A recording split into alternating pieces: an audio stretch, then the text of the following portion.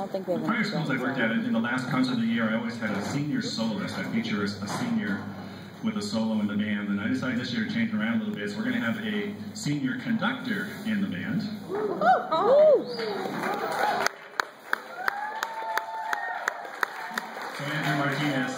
Andrew Martinez is going to conduct this piece. He worked with the band on this quite a bit, and he's going to conduct this piece. So while they're still settling getting arranged, I have a joke for you.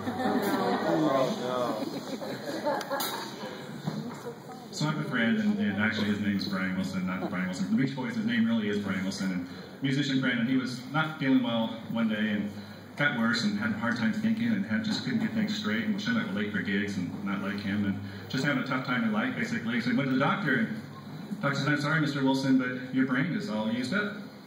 He said, "Excuse me?" He said, "Yeah, you're a musician, it's a hard life, your brain's used up." He goes, "Well, what do I do?" The doctor said, "We'll give you a brain transplant." "Really, a brain transplant?" The doctor says, "Sure, we do it all the time. The problem is your insurance will cover the transplant, but not the brain. So you have to buy your own brain." "Where do you buy a brain?" The doctor says, "Well, come over here."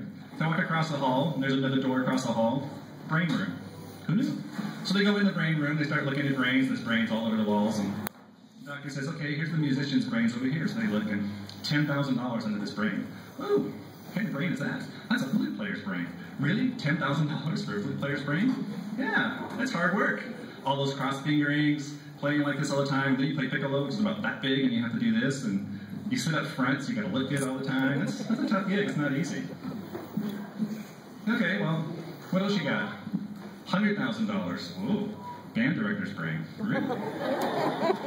That's a tough job, and I know what I speak. Planning the concerts, and thank you, Mr. Brown, by the way, for being here. Going to the middle schools, buying the music. Parents are wonderful. Dealing with parents, just everything entails. It's a tough gig." So Brian thought about it and goes, "Well, what else you got?" "Well, there's this one. It's $1 million. $1 million for a brain?" He goes, "Yeah, what kind of brain is that?" "That's a drum major's brain." "Really?" The doctor said, "Sure, it's like new, hardly ever used."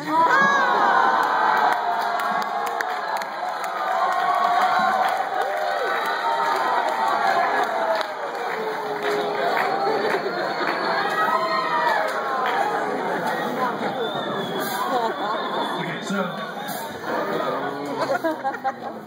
I'm saving that one for years.